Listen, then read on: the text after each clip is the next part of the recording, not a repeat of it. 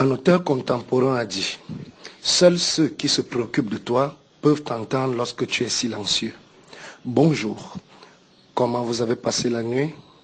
Nous croyons que le Seigneur, une fois de plus, nous a donné une journée merveilleuse. Je suis le Mirador, le décodeur des mentalités. Alors aujourd'hui, j'aimerais m'entretenir avec toi sur pourquoi pas vivre dans le silence. Pourquoi pas vivre dans le silence? Alors aujourd'hui, on a des bruits partout, on a des mouvements, on a des échos, on a des sons. On entend beaucoup de choses, on entend parler beaucoup de choses, on dit beaucoup de choses. Mais quelqu'un avait dit le silence est d'or. La Bible peut dire dans Exode 14, verset 14, l'Éternel dit garde silence, car lui il combattra pour toi. Alors, beaucoup ont pris le mot silence parfois comme si c'était une inactivité, une inertie, rester sur place, alors que ce n'est pas le cas. D'abord, le silence, c'est l'absence de bruit. Et quand on parle de bruit, on parle de silence. Donc, c'est deux entités bien différentes. Ce qui voudrait dire que le silence n'est pas l'absence de bruit, mais le silence permet d'éteindre, de fermer, d'enlever et de retirer le bruit. Alors, c'est quoi le silence? Le silence, c'est un état émotionnel. Le silence, c'est un état psychologique. Le silence, c'est un environnement où tout est paisible, où tout est en adéquation, tout est dans un alignement parfait. Tout se comporte selon les lois qui ont été préétablies, selon les lois qui ont été établies. C'est ça le silence. Dans le cadre, par exemple, de notre vie personnelle interne, on peut parler que quelqu'un est silencieux lorsque ses idées sont en place, lorsqu'il n'est pas stressé, lorsqu'il n'a pas de soucis, il ne réfléchit pas à outrance, son esprit, son âme et son corps sont dans une quiétude et une paix. Vous comprenez? C'est ça le silence. Donc on ne parle pas du silence en tant qu'absence de bruit. Non. Mais on parle de bruit lorsque les éléments en place ne vibrent pas ou ne fonctionnent pas de la même façon. Lorsqu'ils sont en inadéquation, lorsqu'ils permettent de poser des situations ou des événements ou des conséquences qui peuvent être parfois nuisibles. Le silence est d'or. Le silence, c'est une bonne chose. Mais il faut comprendre le mystère qui se cache dans la profondeur de ce silence.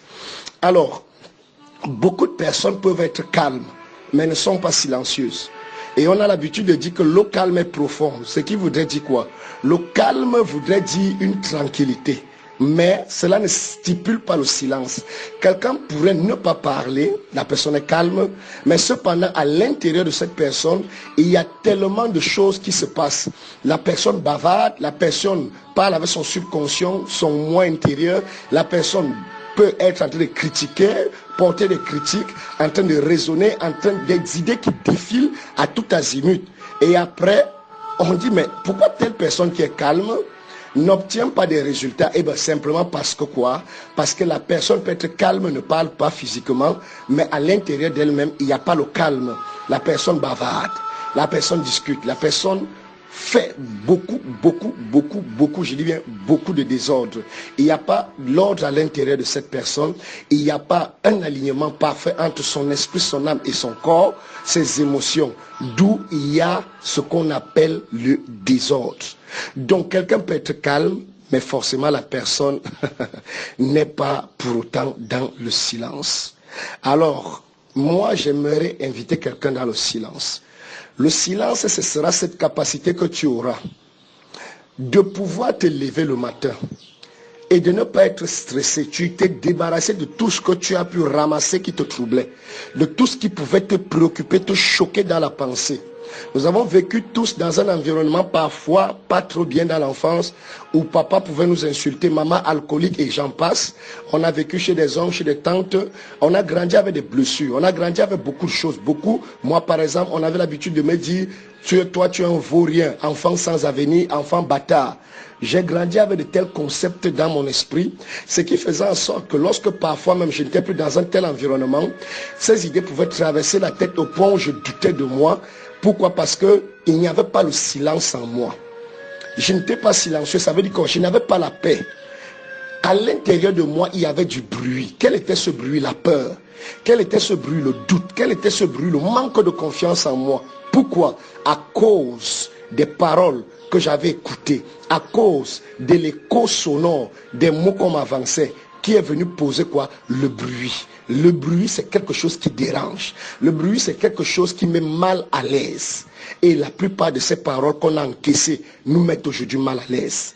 Alors j'invite quelqu'un dans le silence. Et pour entrer dans le silence, qu'est-ce qu'il faut? Il ne faut pas forcément rester dans un endroit calme, non. Il faudrait tout simplement que tu puisses changer et écouter quelque chose de différent.